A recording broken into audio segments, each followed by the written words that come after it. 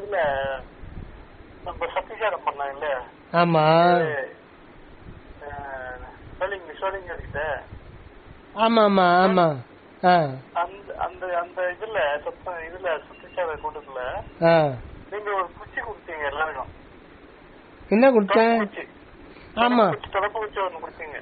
ஆமா ஆமா. அந்த புருவ மத்தியில பொட்டு வைக்கிற இடத்துல ஒரு அதெல்லாம் கொடுத்தீங்க. அப்புறமா எல்லாருக்கும் பத்தி எக்ஸ்பிளைன் பண்ணீங்க. ஆமா. அதோட முக்கியமான ஒரு இது நம்ம செய்யல. அது என்ன வச்சு பாருங்க அப்படின்ட்டு அந்த ட்ரைனிங்கும் கொடுக்கல. அதை பத்தி ஃபுல்லா நம்ம சொல்லல. அதுக்குள்ள டாபிக் மாறிடுச்சு. அது டைம் இல்ல. அத ஒரு நாள் பத்தாது பொதுவா. அதான் டாபிக் மாறிடுச்சு. அப்புறமா டாபிக் மாறிடுச்சு. அந்த குச்சி எதுக்காக எடுத்தாங்கன்றது நம்ம கொடுத்தான்றதே நம்ம அங்க விளக்கல. அவங்களுக்கு யாருக்கும் சொல்லல. அப்படிங்களா? டாபிக்கே மாறிடுச்சு. ஓ சரிங்க சரிங்க சரிங்க சரிங்க. இப்ப எனக்கு அது என்னன்னா 4 நாளா நான் அந்த இப்ப அப்ப வந்ததுல இருந்து அந்த ஷர்ட் அன்னைக்கு போட்டு வந்தேன் இல்லைங்களா, துவச்சி எடுத்து உள்ள வச்சுட்டு இருந்தாங்க. முந்தின நாள் தான் எடுத்து போட்டா அந்த ஷர்ட்ல அது குச்சி கிடைச்சது. அப்படிங்களா? எதுக்காக கொடுத்தீங்க அந்த அனுபவத்தை எனக்கு சொல்லுங்க, நான் செஞ்சு பாக்குறேன் அப்படின்னு சொல்லிட்டு கேட்கணும் இருந்த ஒரு வாரமா. நீங்க போன் பண்ணீங்க, நான் மறந்து இப்போ திரும்ப வாங்க. எனக்கு டக்குனு குச்சியை பார்த்தோம்னு ஞாபகம் அப்படின்னு. சரிங்க சரிங்க. அது ஒண்ணும் இல்லை. இப்போ புருவ மத்தியில நம்ம மனதை செலுத்தணும் அப்படின்னு வள்ளல் பெருமான் சொல்றாரு இல்லைங்களா? அதாவது அதனுடைய சூக்கும பொருள் அப்படி என்னன்னா, அது ஆக்சுவலா புருவ மத்தியன்ற வார்த்தையை உபயோகத்தை விட சிற்றபைன்னு தான் சொல்றாரு அவரு. அது நம்ம தேக உணர்வுல இருக்கிறதுனால சிற்றபையை பத்தி நமக்கு ஒன்னும் தெரியாது. புருவ மத்தியம்னா உடம்புல இருக்கு இல்லைங்களா, அதனால அதை சுட்டி காமிக்கிறாரு. இப்போ சத்திய ஞான சபைன்னு சொல்லிட்டு திருவருட்பாலை எழுதி வச்சுட்டு அவரு எப்பவும் போல ஒளியுடல மறைச்சுக்கிட்டாருன்னா யாருக்கும் விளங்காது. அதனால இறைவனே சொல்றாரு, அதாவது உண்மை விளக்கம் செய்வதற்கு அடையாளமாக ஒரு ஞான சபையை காணுதல் வேண்டும். இதுதான் ஆண்டவருடைய திருவாய்மொழி. வரலாறு கொடுத்த ஆணை சுத்த சன்மார்க்கத்தின் முக்கிய லட்சியமாகிய உண்மை விளக்கம் செய்கின்ற அந்த உண்மை விளக்கம் செய்வதற்கு சுத்த சன்மார்க்கத்தின் முக்கிய லட்சியம் என்னன்னா உண்மை விளக்கம் செய்தல். அந்த உண்மை விளக்கம் செய்தல் யாரு, அது எந்த இடம்னா இந்த மனித தேகம்தான். அது சீக்கிரட்டே தான். இந்த மனித தேகத்தில் தான் கடவுளுடைய அகண்ட வெளியில் இருக்கிற இயற்கை உண்மைய விளக்கம் செய்ய முடியும். ஏன்னா இந்த மனித தேகத்துக்கு உள்ளதான் இந்த சித்தாகாசம் இருக்கு. அதுதான் ஆன்மா, அதுதான் சிற்றம்பலம், அதுதான் சிற்றபம். அந்த இடத்துலதான் இறைவன் தனது உண்மையை விளங்க செய்விக்க முடியும். எப்படி விளங்க செய்விக்க முடியும்னா அருள் விளக்கமாக விளக்க செய்ய முடியும். அந்த அருள் விளக்கம்ன்றது என்னன்னா ஓங்காரம் தான் அருள் விளக்கம். அந்த ஓங்காரத்தின் உட்பொருள் தான் அருள். கடவுள் தனது உண்மையை அகர உகர மகரமாக விளக்கம் செய்விக்கிறதுக்கு ஒரு இடம் தான் இந்த மனிதன். ஆக மனிதனுக்கு மனிதனோடு தனியே ஒருத்தன் கிடையவே கிடையாது. இங்க வந்திருக்கிறது அவர் தான் வாழ வந்திருக்கிறார். அனுபவ வாழ்வு, அருள் அனுபவ வாழ்வு. அந்த அருள் அனுபவ வாழ்வுக்கு உரிய இடம் எதுன்னா ஆன்மா. அந்த ஆன்மா எங்க இருக்கும்னா இந்த பௌதிக உடம்புல இருந்தா தான் அந்த ஆன்மாவுடைய இருப்பே அனுபவத்துல அறியப்படும். அந்த ஆன்மான்றது என்னன்னா கடவுள் கொண்டுள்ள சிறப்பு வடிவம், அணு வடிவம். இதுதான் அந்த சுத்த சன்மார்க்கத்துல முக்கியமான பாயிண்ட். இப்ப சொன்ன பாயிண்ட்கள் தான் இதோட எல்லாம் முடிஞ்சது. இப்ப சிற்றபைன்னா அது அகவானம், ஞான ஆகாயம். இப்போ ஊன காயம், இது ஊன காயத்துல இருக்கிற நமக்கு ஞான ஆகாயத்தை பத்தி சொன்னா ஒன்னும் புரியாது. சிற்றபைன்னு சொன்னா சிற்றபையின் கண்ணே மனதை செலுத்த வேண்டும்னா ஒன்னும் புரியாது, ஓடி போயிருவாங்க. ஓஹோ ஏதோ சொல்லுகிறார்ப்பா வள்ளலாறு, சிற்றபையின் கரணத்தை செலுத்த வேண்டும், அதுவோ நமக்கு அதுக்கும் சம்பந்தம் இல்லை போலன்னு நினைச்சு போயிருமா. அதனால அது புறத்துல சுட்டி காமிக்கிறாரு. புருவ மத்தி நெத்தி அப்படின்னா நமக்கு எல்லாருக்கும் தெரியும். அதனால்தான் புருவ மத்தியின் கண் கணத்தை சொல்றது. நீங்க இத சொன்னீங்கன்னா நிறைய பேர் அடியனுடைய இதுல வந்து புருவ மத்தியில கவனத்தை வச்சா எனக்கு தலை வலிக்குது இப்படிதான் சொல்லுவாங்க. தலை வலிக்குது, அப்புறம் தலை வெடிக்கிற மாதிரி இருக்கு, என்னால ஒன்னும் முடியல. எங்க தங்கச்சி கூட சொல்லுச்சு, ஏன்னா என்னால பண்ண முடியலன்னா தலை வலிக்க ஆரம்பிச்சது. நான் பண்ணேன், ட்ரை பண்ணேன், பண்ண பிறகு தலை வலிச்ச பிறகு எனக்கு 10 நாளா தூக்கம் இல்லை. இது நிறைய பேர் இந்த மாதிரி தான் சொல்றாங்க. என்ன காரணம்? உண்மை விசாரமின்மை தான் காரணம். விசாரம் இல்லாத பாம்பு தாம்பெனும் அறிவு காணிப்போ. அந்த காலத்தெல்லாம் ஒவ்வொரு தெருக்கும் ஒரு எக்ஸைட், எமர்ஜென்சி எக்ஸைட் இருக்கும், சந்துன்னு சொல்லுவாங்க. ஒரு 10, ஒரு 5, 7 தெரு 8 தெரு ஒரு ஊரு நீள நீளமா இருக்குன்னா மிடில் பகுதியில வந்து இப்போ ஒரு வீடு பத்திக்குதுன்னு வைங்க, அது வந்து எல்லா தெருல இருக்கிறவங்களும் போய் அணைப்பாங்கன்னா சுத்தி அந்த தெருக்கு போக வேண்டியதில்லை. நடுவுல ஒரு சந்து இருக்கும், எமர்ஜென்சி எக்ஸைட். அது உள்ள போனா எந்த ஒரு ஆபத்துக்காக அது வச்சிருப்பாங்க. அந்த காலத்திலேயே மனிதன் தோன்றும் போதே அந்த மாதிரி ஒரு எமர்ஜென்சி வச்சிருப்பான். ராத்திரி ஆச்சுன்னா அந்த வழியா போறத அவாய்ட் பண்ணிப்பாங்க. என்ன சுத்தி மரம் செடி கூடயே இது வரும். ஒரு ஆள் வந்து அந்த வழியில போற பக்கம் அந்த காலில் சாயந்தரம் ஆச்சுன்னா ராந்தல் ஏற்றி வச்சிருவாங்க. ராந்தல்ன்றது இலுப்பை எண்ணெய். அந்த கெரோசின்லாம் வரத்துக்கு முன்னாடி மர எண்ணெயை இலுப்பை எண்ணெய், வேப்ப எண்ணெய், சலீசா, அதாவது ரொம்ப சீப்பா கிடைக்கும், இதுக்கு தான் யூஸ் பண்ணுவாங்க. அதை தெருல ஒரு தெருக்கு 3 இடத்துல கட்டுக்கல் நீளமா ஹைட்டா இருக்கும், அது மேல வச்சிருவாங்க, நல்லா ஏற்றி விட்டு. அதுக்குன்னு ஒரு ஆள் வந்து போட்டுருவாங்க. அவருக்கு வந்து அதுக்கேற்ற கூலி கொடுத்துருவாங்க. அவர் சேவை தான் பண்ணுவாரு, அதுக்குன்னு ஒரு கூலி கொடுத்துருவாங்க. ஒருத்தர் இந்த தெருல இருந்து அந்த தெருக்கு அந்த சந்து வழியா போறதுக்கு கிராஸ் பண்றது. அந்த காலத்துல இதெல்லாம் நடக்கிறது. இதெல்லாம் வந்து உபநிஷதங்கள்ல இத வந்து இந்த மாதிரி அர்த்தங்கள்லாம் சொல்லுவாங்க. பெருமானாரே சொல்லியிருக்காரு, போறவங்க ஒரு என்ட்ரு ஆகும்போது வெளிச்சம் ரொம்ப ரொம்ப கம்மியாகுது. அந்த வெளிச்சத்துல என்ன தெரியும்? கொஞ்சம் தொலைவு தான் தெரியும். அதை வச்சுன்னு போயிடணும். வெளிச்சம் கம்மியா தெரியுது, அந்த இடத்துல ஒரு பாம்பு அசைஞ்சிட்டு இருக்கு. இவன் அர்ஜென்ட்டா போனோம், பாம்பு அசைது, சரி வந்துட்டோன்னு பாக்கறான். ஆனா வெள்ள அசைஞ்சு ஒரே இடத்துல அசைஞ்சிட்டு இருக்கு. அந்த அப்படியே பயந்து போய் அப்படியே நிக்கிறான்.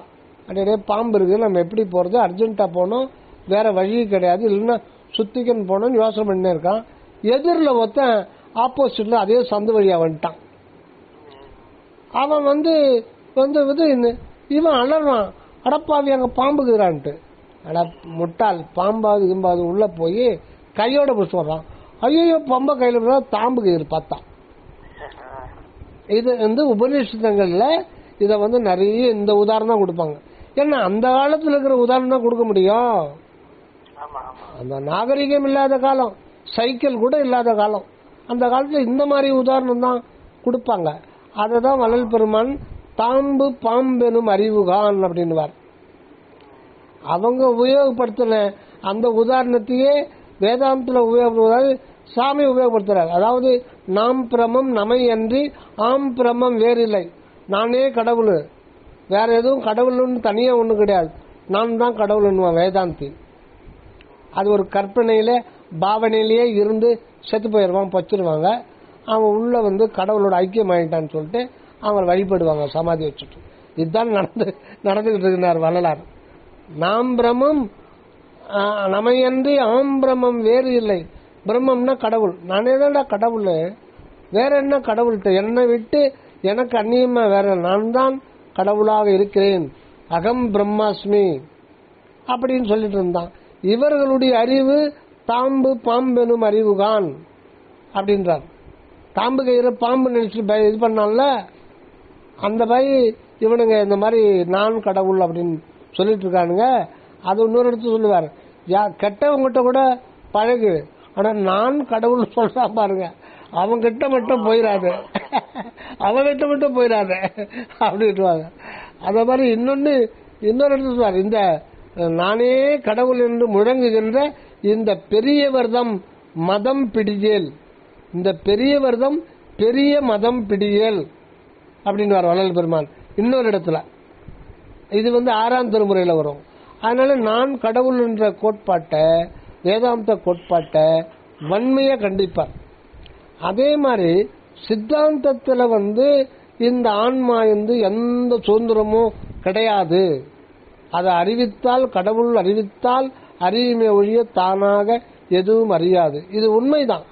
அதே மாதிரி கடவுள் அணுகினால் மட்டுமே அதுக்கு உய்வு உண்டு, இல்லைன்னா உய்வு கிடையாது.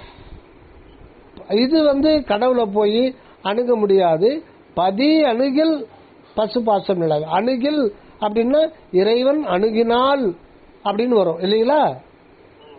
இந்த ஆள் என்ற வார்த்தை அங்கு கிடையாது. என்ன சாமி சொல்லுவார், எனக்கு நான் உரிமை, உனக்கு நான் உரிமை. அந்த ஆன்மாவனுடைய மையப்பகுதி தான் கடவுளா இருக்கு. அப்புறம் அணுகினால் அப்படின்னா அவர் தன்னை வெளிப்படுத்தி கொண்டே ஆக வேண்டாம். அது அவரு தலையெழுத்து. அவங்க சந்தேகமான வார்த்தை ஆள் என்றது. இது நம்ம சொல்றதுக்கு அணுவளவு கூட தகுதி கிடையாது. இது வள்ளலார் சொல்றது, சரவணானந்த சாமி சொல்றது நம்ம ஷேர் பண்ணிக்கிறோம், நம்ம தெரிஞ்சுக்கிறோம். ஒரு டெக்ஸ்ட் லெவல்ல தெரிஞ்சுக்கணுமே தவிர நமக்கு அந்த தகுதி கிடையாது. பட் என்ன டிஃபரெண்ட் தெரிஞ்சுக்கணும் இல்லையா? அதுக்கும் இதுக்கும் முன்னோர்களுடைய நெறிக்கும் சுத்த சன்மார்க்க என்ன வித்தியாசம்ன்றத நம்ம கருத்தளவுல தெரிஞ்சுக்கணும். அவங்க பெருமான் அனுபவ ரீதியா வெளியிட்டாங்க. அதனால கருத்தளவு தெரிஞ்சுக்கிறது தப்பில்லை. இதை இன்னொருத்தர்கிட்ட பகிர்ந்து கொள்றதும் தப்பில்லை. ஏன்னா சில பேர் சொல்லுவாங்க, அகங்காரம் பிடிச்சவன், ஆணவம் பிடிச்சவன், அவங்க எவ்வளவு சைவ ஆகம இந்த சத்திய ஞானிகள்லாம் சும்மாவ சொன்னாங்க. அப்புறம் ஏன் சும்மாவ சொன்னாங்கன்னா, வள்ளல் பெருமான் சைவம் வைணவம் முதலான மதங்களில் லட்சியம் வைக்க வேண்டாம். அதே மாதிரி வேதம் ஆகமம் புராணம் இதிகாசங்கள்லாம் லட்சியம் வைக்க வேண்டாம். அதுல லட்சியம் வச்சால் சுத்த சன்மார்க்கத்தில் வச்ச லட்சியம் போய்விடும். மேலும் நமக்கு அதெல்லாம் படிக்கிறதுக்கு நேரம் இல்லை அப்படின்னு சொல்றாரு. வேற எதுலையுமே மனதை செலுத்தாங்க. நீங்க விண்ணப்பத்தில் என்ன சொல்றாரு அதே போதும். சுத்த சன்மார்க்கத்தின் முக்கிய தடைன்றார் சமயங்கள், மதங்கள், மார்க்கங்கள். அதான் சரவண சாமி சொல்லுவார். மார்க்கங்கள் அன்னைக்கே ஆயிரக்கணக்கான சன்மார்க்கங்களே ஆயிரக்கணக்கான இருக்கு. இப்ப பத்தங்கன்னா சொல்லவே இல்லை. டெய்லி ஒரு சன்மார்க்கம் வருது. நான் தான் காட்டிக்கிறாங்க. ரெண்டு முகத்தில் இருக்கிற ரெண்டு கண்ணு தான் ரெண்டு திருவடின்றான் ஒத்த மூச்சை பிடி, மூச்சு தாண்டா கடவுள்ன்றான். ஆனா வள்ளலாருடைய பேட்ச் போட்டுனுக்கிறான். விந்துவை நாதமா மாத்தணும்ன்றான் ஒருத்தன். விந்துவை நாதமா மாத்தணும் உனக்கு மரணம் இல்ல பெருவாழ்வு கிடைக்கும். விந்துவை மேலேத்தணும்ன்றான். இப்ப நாய் கூட தான் விந்து இருக்கு. நாய் மேலேத்தினா அது மரணமில்லா பெருவாழ்வு வந்துடுமா? விந்தணு இல்லாத பிராணி எது இருக்கு? விந்து சோத்துல உருவாரு தானங்க. இது பழைய மார்க்கம். குண்டலினி ஏத்து கொண்டு வா. ஒவ்வொருத்தரும் ஒரு மார்க்கம். அதான் சாமி சொல்றார், முன்பும் இருந்தன இன்றைக்கும் புற்றீசல்கள் போல் வெளிவருகின்றன, இனி கூட வெளிவரும். அதை சொல்ல முடியாது. அதனால இதெல்லாம் போய் மாட்டிக்கிட்டாதீங்க. இது புதை சேரு. இந்த சேத்துல விழுந்துட்டீங்களா திருப்பி மீளவே முடியாது. பிறவியே வேஸ்ட் ஆயிடும். அதனால அங்கே பாரு அதே ஆடி பந்துன்றார் வள்ளல் பெருமான். அதே மாயாஜால வார்த்தை. இப்ப நம்ம விஷயத்துக்கு வருவோம். இப்ப எதுக்கு சொல்றோம்னா, அந்த புருவம் மத்தியில மனம் செலுத்துறது பல பேருக்கு பிரச்சனையா இருக்கு. காரணம் நம்ம பல கோடி பிறவில இந்த மாமிச உடல் தான் நான் என்ற உணர்விலே வாழ்ந்துட்டோம். இதுல ஆழ்ந்த ஒரு முதல் கட்டமா ஆழ்ந்த ஒரு சத்திசாரம் செய்யணும். என்ன, எப்படி தாம்பு கயிறு பாம்பு நாம் நினைக்கிறோம், அதே மாதிரி உண்மையில பார்த்தோம்னா நம்ம கீழே இருந்து மேலே ஏற்ற வேண்டிய அவசியமே கிடையாது. கீழே இருந்து மேலே ஏற்ற வேண்டிய அவசியமே கிடையாது. அது மேலதான் ஏற்கனவே இருக்கு. மனம் புறப்படுகின்ற இடம் புருவ மத்திய தான். நம்முடைய மனம் அங்கதான் உதிக்குது. ஒண்ணு வேணாங்க. இப்போ இதுல ஐடி இன்ஜினியரு கம்ப்யூட்டர்ல உட்காந்துடுறான், 12 மணி நேரம் வேலை வாங்குறாங்க, 1.5 லட்சம் கொடுத்துட்டு. அவன் இந்த 1.5 லட்சம் இவனுக்கு கொடுத்துட்டு அவன் 20 லட்சம் சம்பாதிச்சிருவான். இவனை பாடாப்படுத்துவான், டென்ஷன் ஆயிடும். அந்த அந்த ஸ்கிரீன்லயே எவ்வளவு நேரம் கான்சென்ட்ரேட் பண்ண முடியும்? மைண்டு கண்ணு என்னவோ டயர்ட் ஆகி தலை வலிக்கும். இப்போ மனம் இயங்குற இடம் எது? இதயஸ்தானம் தான் சொல்றார். அது கண்டத்துக்கே தான் நம்ம இருக்கோம். இப்ப நம்முடைய நிலை புருவ மத்தியெல்லாம் இல்ல, புருவ மத்தியில இல்ல, தலைப்பகுதியில நம்ம அனுபவம் எல்லாம் கீழே இறங்கிட்டு இருக்கு. நம்ம கீழ்நிலையில தான் சிந்தனை செய்யறோம். ஆனா வலிக்கிறது எங்க வலிக்குது? ஏன் இதயத்தில் தானே வலிக்கணும்? நியாயமா பாத்தீங்கன்னா இதயத்தில் தானே வலிக்கணும். வலிக்காது. ஏன்னா அது புறப்படுகின்ற இருந்து காரியப்படுகின்ற இடம்லாம் புருவ மத்தியில தான் அது அந்த மனமே இருக்கு. ஆனா அந்த எண்ணங்கள் தாட்ஸ் வேவ்ஸ் எங்க ரிஃப்ளெக்ட் ஆகுதுன்னா இதயஸ்தானத்துல ரிஃப்ளெக்ட் ஆகும். ஆக இது நல்ல விசாரம் பண்ணிக்கிட்டா நமக்கு பிரச்சனை இருக்காது. விசாரம் பண்ணாதனால நமக்கு கீழே மேல ஏத்தணும்னா அது இயல்பான வாழ்க்கைக்கு மாறாக தோன்றுது. இது எனக்கு கஷ்டமா இருக்கு அப்படின்னு தான் தோணும். எல்லாமே விசாரம் பண்ணணும் தான். விசாரம் பண்ண இப்போ ஒரு பையன், இந்த கதையை ஏற்கனவே சொல்லியிருக்கோம். ஆடு மேய்க்கிற பையன், அவன் 10 ஆடு மேய்ச்சிட்டு போவான். அவன் ஒரு ஆசிரமத்துல மத்தியானம் உட்காந்து சாப்பிட்டானுங்க, ஒரு துறவி கிட்ட பேசியிருப்பான். இப்படியே அவன் காலம் ஃபுல்லா போயிருக்கு. ஒரு நாள் மாலையில சாயந்தரம் போகும்போது ஆடை எண்ணுவான். எண்ணும் போது 9 ஆடு தான் இருந்தது. ஓன்னு அழுகுறான். சின்ன பையன், 12 வயசு பையன், கதறி கதறி அழுகுறான். போறவங்க வர்றவங்களாம் அந்த இடத்துல ஏண்டா அழுகுறனா, ஐயோ ஏன் கேக்குறீங்க, என் ஒரு ஆடு காணோம், 9 ஆடு தான் இருக்கு அப்படின்னு சொல்லிட்டு தேம்பி தேம்பி அழுகுறான். ஐயோ பாவம், ஐயோ போறவங்க வர்றவங்களாம் ஐயோ பாவம் சொல்லிட்டு போறாங்க. அப்படியே அழுதுகிட்டே அந்த ஆசிரமத்து வழியா வரும்போது அந்த சாமி பாக்குறாரு துறவி. ஏடா என்னடா திடீர்னு அழுகுற, என்னன்னா சாமி சாமி தேம்பி தேம்பி தேம்பி அழுகுறான். சொல்லிட்டு அழுகுறாருண்ணா, ஒரு ஆடு காணும் சாமி. என்ன எத்தனை ஆடுறா நீ மேய்ச்சிருந்த டெய்லி? என்ன சாமி தெரியாத மாதிரி கேக்குறீங்க? 10 ஆடு சாமி. என்ன 10 ஆடுல எத்தனை ஆடு காண போச்சு? 1 காணல சாமி. என்ன சரி நான் கண்டுபிடிச்சு குத்துறேன், சந்தோஷமா போன. அப்படியா, கொடுங்க சாமி கண்டுபிடிச்சாங்க. நீங்க நான் அந்த 10 ஆடு ஒரு ஆடு காணாம போச்சேன்னா என் முதலாளி பயங்கரமான ஆளு, மீச பெப்சா வச்சுங்கிறாரு அவரு, என்ன ஒரே போட்டுருவாரு, அதனால கண்டுபிடிச்சு கொடுங்க சாமின்னு ஓன்னு அழுகுறான். அப்புறம் உன் தோல் மேல பாடுறான். அது அந்த 9 ஆட்டுல ஒரு ஆடு மட்டும் குட்டி ஆடு. அதை எப்பவும் அது மேல பாசமா இருப்பான். தோல் மேல போட்டுக்குவான், அப்புறம் இறக்கி விட்டுருவான். அன்னைக்கு போறதுக்கு ஒரு 1/2 மணி நேரத்துக்கு முன்னாடி தோல் மேல் போட்டவனே அதை மறந்துட்டான். அதை அப்படியே மறந்துட்டான். இப்ப அதுக்கு முன்னாடி 10 ஆடு ஒரு ஆடு காணாம போச்சுன்னு அது விசாரம் இல்லாத குறை தானே. அவன் உடம்பு பயந்துட்டான், தேம்பி தேம்பி அழுகுறான், கவலை அதிகமாயிடுச்சு. இப்ப கண்டுபிடிச்சு கொடுத்தாரு அவரு, தேடிய கண்டுபிடிச்சு கொடுத்தாரு.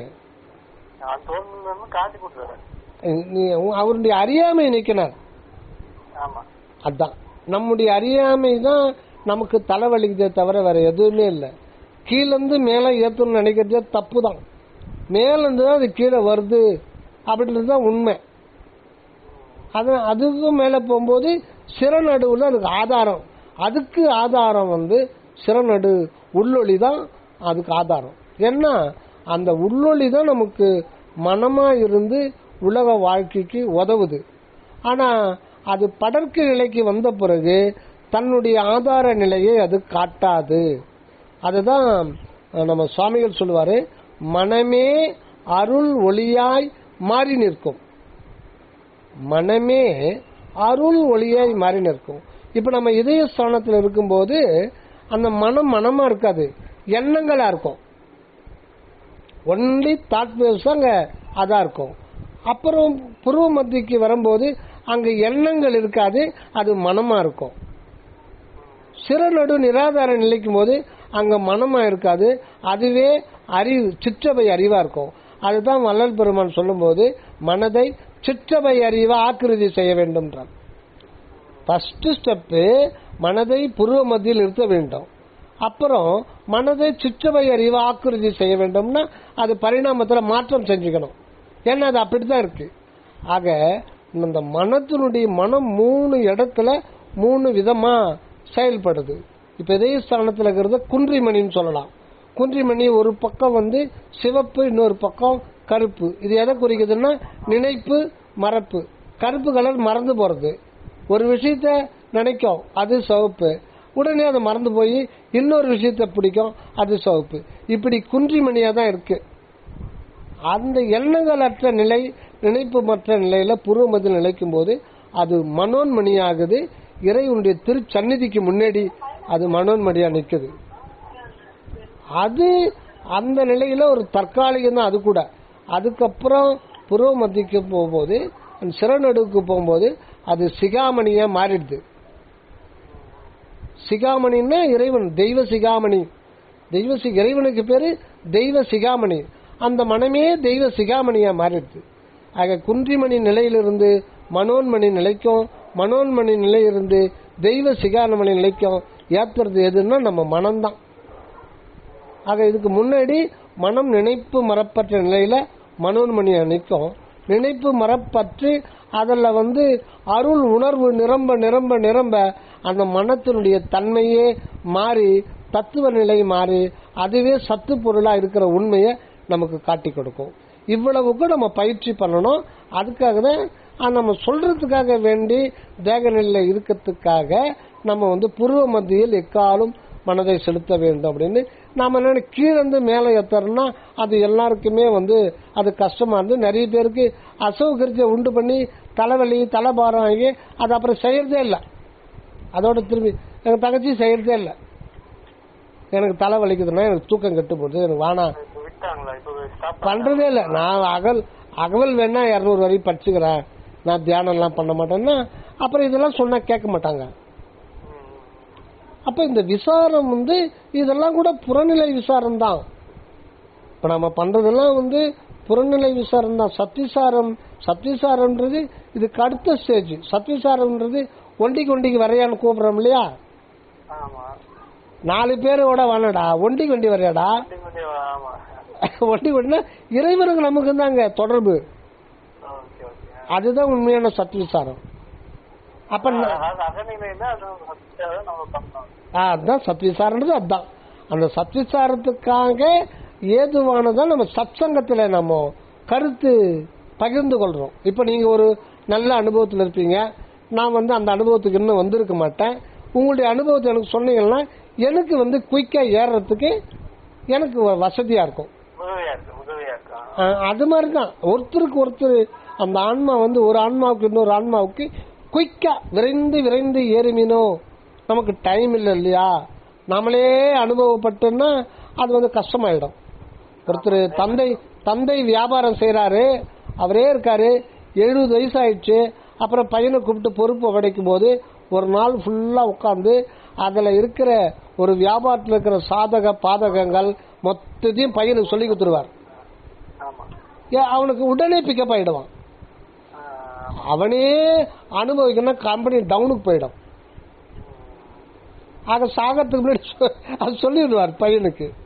மொத்த இது அந்த எல்லா விதமான நுணுக்கங்களையும் சொல்லிடுவார். அது மாதிரி ஒருத்தருக்கு ஒருத்தர் அடிபட்டு உதப்பட்டு இது பண்றது பாவம். நம்முடைய சகோதரன் ஆன்ம சகோதரன், அவனுக்கு நம்ம கொஞ்சம் உதவுன்ற கருத்து பகிர்மாற்றம் தான். பட் இந்த பகிரப்பட்ட கருத்தை வச்சுக்கிட்டு நாம தான் உள்ள போகணும். அதுவே நம்மளை டிரைவ் பண்ணாது, நம்ம சொந்த முயற்சினால தான் போகணும்.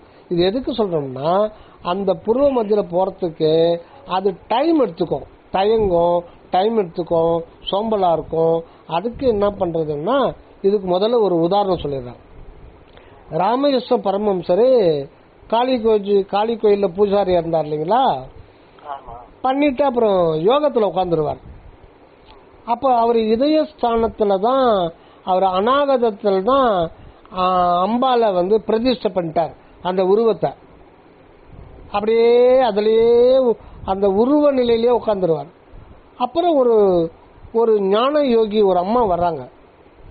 அதான் இறைவனுடைய செயல். அந்த அம்மா இறைவனால் அனுப்பப்பட்டவர் தான் அந்த அம்மா. அந்த அம்மா வந்துதான் ராமகிருஷ்ணனுடைய வாழ்க்கையில மிகப்பெரிய ஒரு மாற்றம் ஏற்பட்டுச்சு. அந்த அம்மா நேரா வர்றாங்க, நீ இதய அநாகதத்துல இருந்து புருவ மத்திக்கு நிராதார நிலைக்கு போனன்ட்டாங்க. இல்ல என்னால முடியாது, நான் ரொம்ப வருஷமா நான் அநாகதத்துல அம்பால பிரதிஷ்டை பண்ண, அதை ஒன்றும் பண்ண முடியாது, அந்த உருவத்திலிருந்து என்னுடைய மனதை கலைக்க முடியாது, அதுலயே எனக்கு லயிச்சு போச்சு.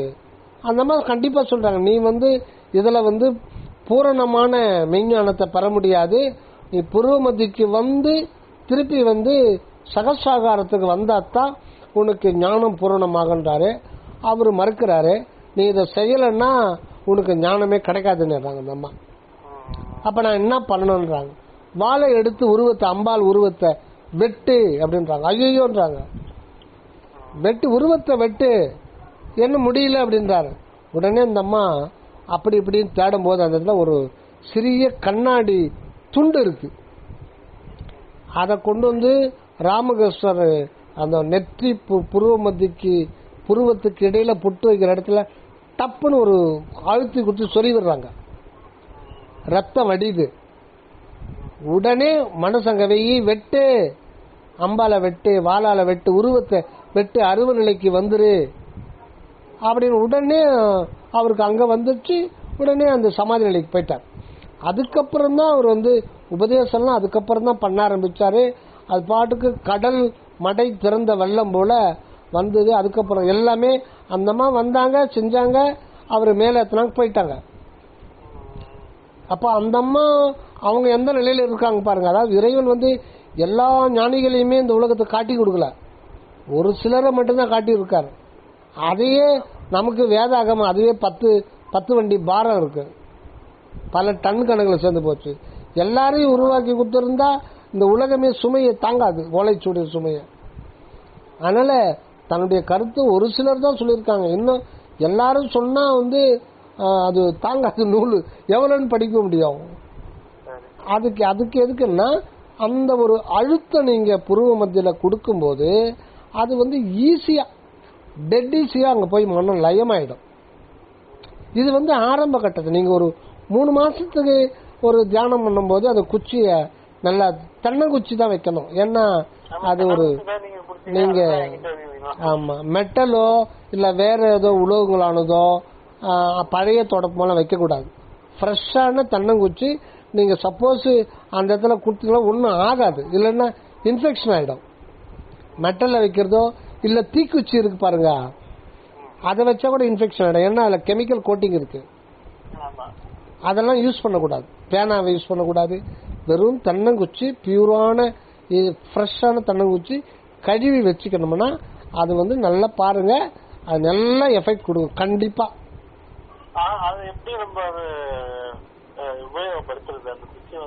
அந்த குச்சிய அது கரெக்டா அந்த பொட்டு வைக்கிற இடம் இருக்கு இல்லைங்களா, அந்த இடத்துல ஒரு 5-6 முறை அழுத்தம் கொடுங்க, ஒரு விட்டு விட்டு அழுத்தம் கொடுங்க. ரத்தங்கத்தை வந்துடும் போது பாத்துங்க. அப்புறம் உங்க வீட்டுக்காரம்மா எனக்கு போன் பண்ணி திட்டிடுவாங்க.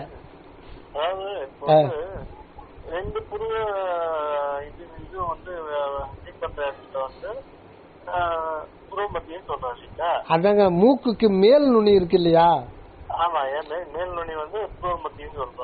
அந்த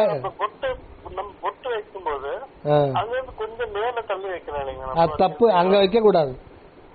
பொட்டு எங்க வைக்கணும்னா வைக்கலாம், தப்பு கிடையாது. சில பேர் நடுவுல வைப்பாங்க.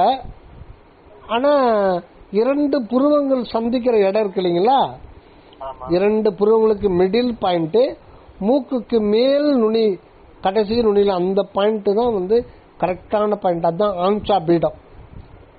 அந்த இடத்துக்கு உள்ள 1.5 இன்ச்சுக்குள்ள ஒரு மயிரிழை அளவுக்கு ஒரு குறிப்பிட்ட நரம்பு இருக்குன்னு சொல்லிட்டு சரவணானந்த சாமி சொல்றார். அந்த அதுல ஒரு தெய்வீக சக்தி இருக்கு. அந்த இடத்துல தூண்டப்படும் போது சில சுரப்பிகள்லாம் சுரந்து நமக்கு எல்லா நன்மையும் கொடுக்கும், பல நன்மைகள் நமக்கு கொடுக்கும். புருவ மத்திய நாட்டம் வச்சு சொன்னா உங்களுக்கு தீராத வியாதி தீர்ந்துருங்க. நீங்க மருந்துகளால மருத்துவர்களால கைவிடப்பட்ட நோய்கள் அத்தனையுமே தீரும். அது கொஞ்சம் டைம் கூட எடுத்துக்கும். ஏன்னா நம்ம அதை ப்ராப்பரா நம்ம எக்ஸ்பீரியன்ஸ் கொண்டு வரணும் இல்லையா, அதுக்கு அதுதான். இப்படி செஞ்சுட்டு சப்போஸ் அந்த நேரத்தில் தலைவலிக்கிற மாதிரி இருந்தாலும் தலைவலிச்சாலும் நமக்கு அதனால உடல் ஒரு அணுவளவு கூட பாதிக்காது. சப்போஸ் நல்ல ரொம்ப இருக்குன்னு நீங்க விட்டுட்டு ரிலாக்ஸ் ஆயிடுங்க. சாதாரண நிலைக்கு வந்து உங்க பாட்டுக்கு வேலை கவனிங்க. அப்புறம் சாயந்தரமா திருப்பி பிராக்டிஸ் பண்ணுங்க. இப்படி வந்து ஒரு மாசம் பிராக்டிஸ் பண்ணா உங்களுக்கு தலைவலின்றதே வராது, அந்த பிரச்சனை வராது. இது ஒரு ஈஸியான மெத்தட். இதனால்தான் உங்களுக்கு புருவ மத்தியில் டச் பண்றது. ஞானிகள் யோகிகள் வந்து குண்டலினி டச் பண்ணி விட்டுட்டு அப்படியே மேலே ஏற்றி தன்னுடைய விரல் நுனிய புருவ மத்தியில் அழுத்துவாங்க. புருவ மத்தியில வந்து ஏதோ பண்ண மாதிரி இருக்கும், அதுதான் புருவ மத்தி அப்படின்ற மாதிரி. அதுதான் அந்த ட்ரீட் பண்றது, அந்த இதுதான் அப்படின்ட்டு அது அது நம்ம கைக்கு டச் ஆகுன்றாங்க. அது உணர முடியுமா நம்ம? எதை இந்த புருவ மத்தியில வந்துட்டு சின்னதா ஒரு பண்ண மாதிரி இருக்குது. இல்ல அதாவது புருவ மத்தி அப்படின்றது உங்களுக்கு பார்த்தா வெளியில கிடையாது. வெளியில இல்லையா, நம்ம உள்ள 1.5 இன்ச்சுக்கு உள்ள ஒரு பாயிண்ட் இருக்குது. அந்த இடத்துக்கு தான் மகாமேருன்னு சொல்றது. உண்மையில அந்த ஆக்கினை அனுபவம் சுக்கும தேகத்தில் தான் அனுபவப்படுமே தவிர தூள தேகத்துல அனுபவப்படாது. அதுக்கு ஒரு அடையாளத்துக்காக நம்ம சொல்றோம். ஓகேங்களா? அப்படி சொல்லுங்க.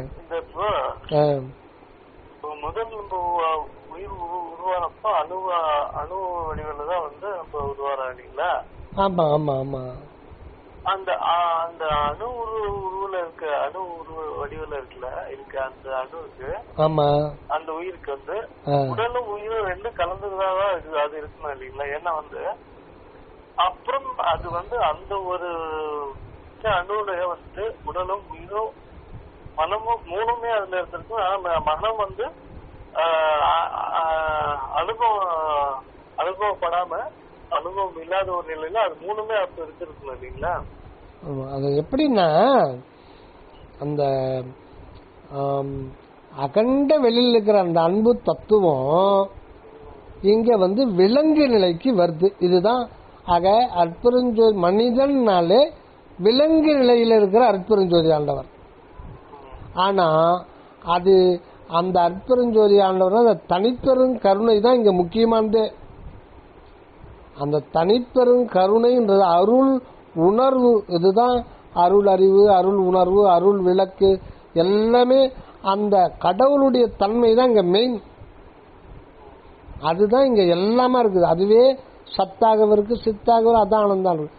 அது ஆனாலும் அது வந்து இந்த அவருடைய தன்மையை அனுபவ ரீதியமா அனுபவிக்கணும்னு எங்கன்னா ஜீவன்ல தான் அனுபவிக்க முடியும்.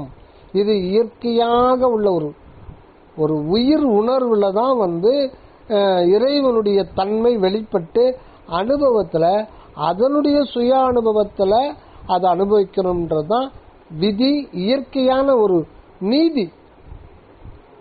நீதின்னு தான் அதை சொல்றது. நீதி நடத்தரசு, நீதி நடத்தரசுன்னு இதுல வரும். நீதினாலே இயற்கை நீதி அப்படித்தான். நியதின்றது புறநிலையில் இருக்கிற விதிக்கு பேர் நியதி.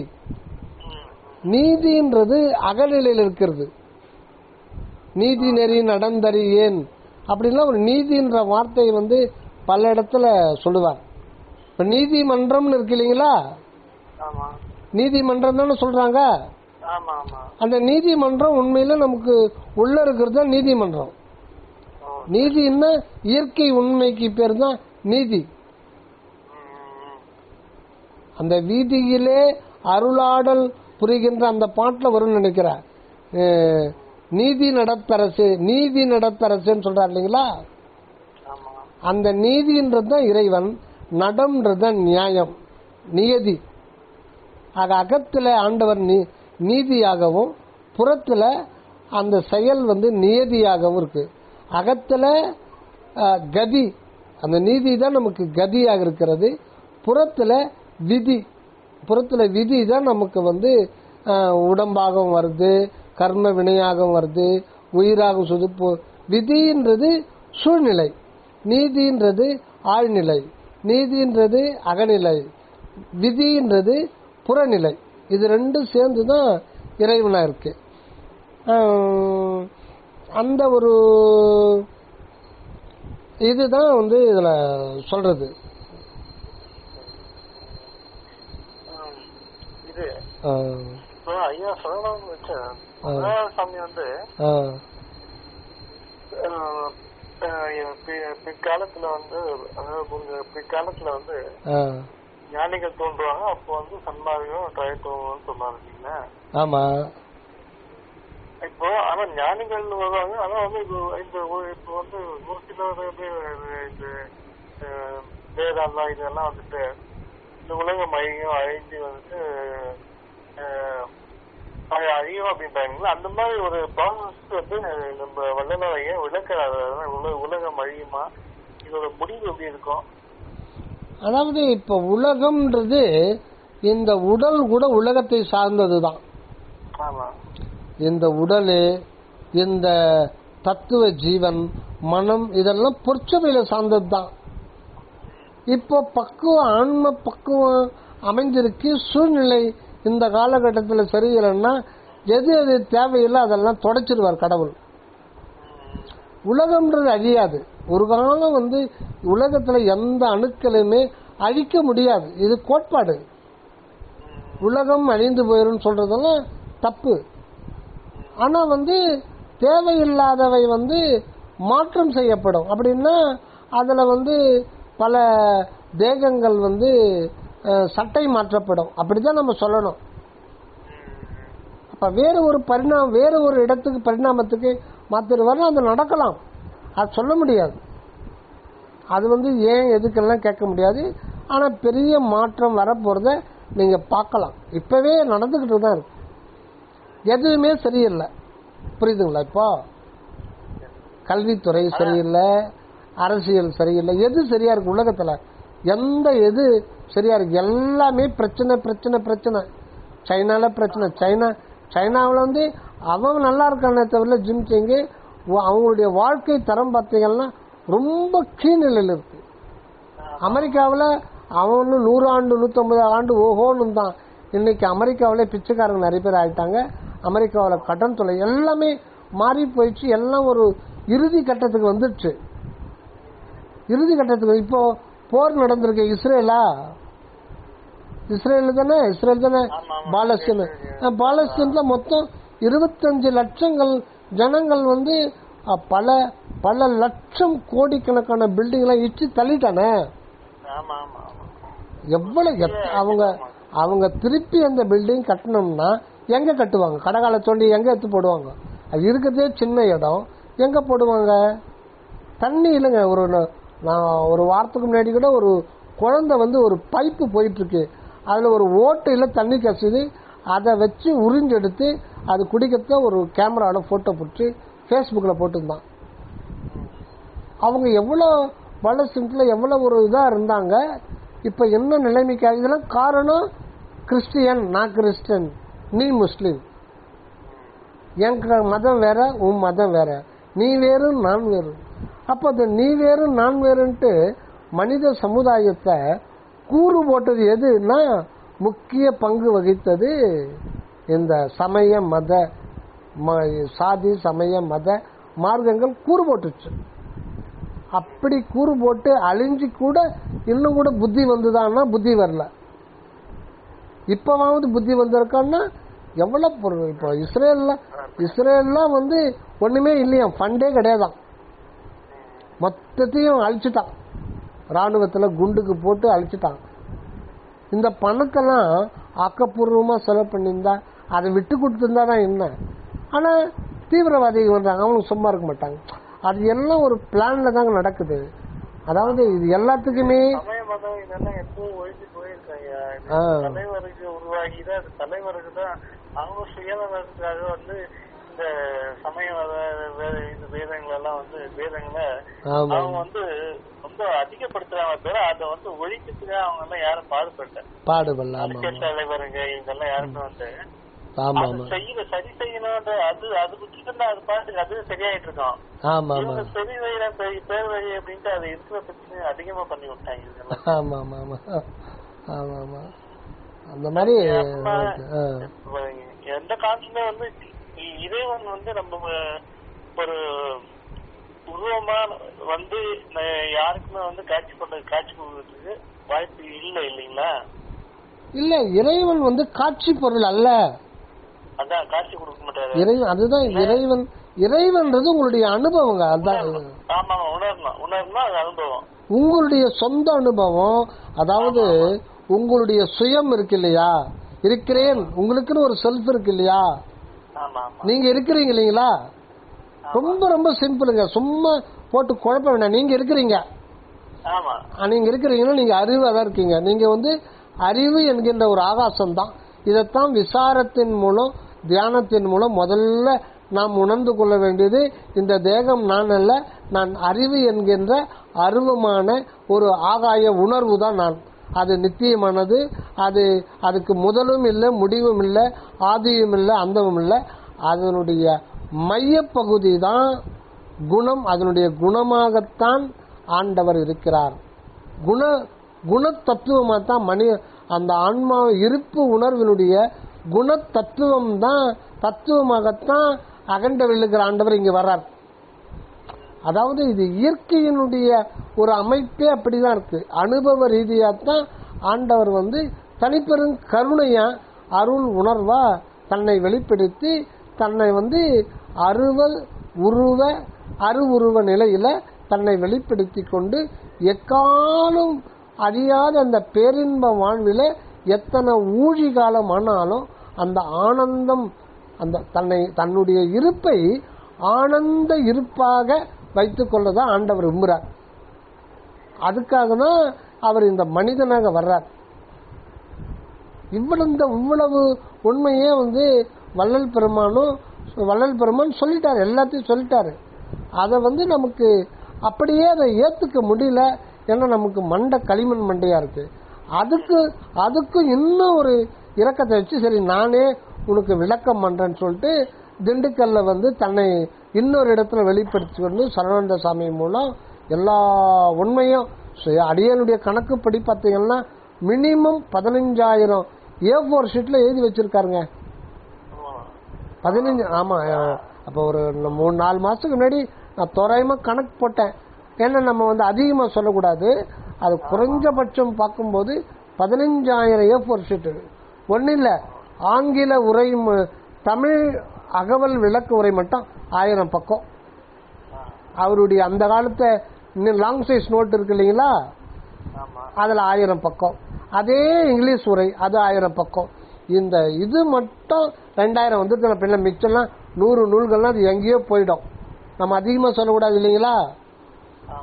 அது 25,000 A4 இரவு பகல் இதே அப்படியே அந்த அருள் வந்து அப்படியே கொட்டிச்சு வெளியில வந்து. ஏன்னா இப்ப திருக்குறளுக்கு வந்து 200-300 பேர் உரை எழுதி வச்சிருக்காங்க. கோழி 75 சாப்பிட்டா கூட உரை எழுதி வச்சிருக்காங்க. நாளைக்கு நாய் 45 சாப்பிட்ற கூட புலால் மரத்துல உரை எழுதுவாங்க. அந்த மாதிரி ஆயிடக்கூடாதுன்றது தான் வள்ளல் பெருமான் தானே உரை விளக்க எழுதினாரு. அந்த இடம் தான் சத்திய ஞான கோட்டம். புரிஞ்சுட்டு இருப்பீங்கன்னு நினைக்கிறீங்க. அது வந்து எல்லாருக்கும் காட்டி கொடுக்கல, நமக்கு காட்டி கொடுத்துருக்காங்கன்னா நம்ம வந்து பாக்கியம் பண்ணிருக்கோம். நிமிஷத்துக்கு நிமிஷம் நம்ம வள்ளல் பெருமானுக்கு நன்றி சொல்லிக்கிட்டே இருக்கணும், நன்றி சொல்லணும். அந்த விளக்கத்தை எனக்கு கொடுத்துருக்கு இவ்வளவு ஈஸியா தெளிவா. ஏன் அதை புரிஞ்சுக்காதனால இன்னும் கூட வள்ளல் பெருமானுடைய போட்டோவை மாட்டிக்கிட்டு ஒவ்வொரு நாளைக்கு ஒரு 2-3 நாளைக்கு முன்னாடி ஒருத்தர் சொல்றாரு, இந்த விந்துவ நாதமா மாத்தலன்னா அது சன்மார்க்கமே கிடையாதுன்றார். என்னவோ சொல்றது, ரொம்ப யாரோ ஒருத்தர் சொன்னாரு, பேர் சொன்னா அது பிரச்சனை ஆயிடும். அது நம்ம குழுவில் தான் இருக்காரு அவரு. விதுவே நாதமா மாத்தணும்ன்றாரு. என்ன பண்றது? ரொம்ப கஷ்டமா இருக்கு. நான் பேசாம வந்துட்டேன். சரி, இன்னைக்கு போலங்க, வீட்டுல தான் இருக்கேன். சரிங்க, நன்றி நன்றி நன்றி நன்றி நன்றி நன்றி.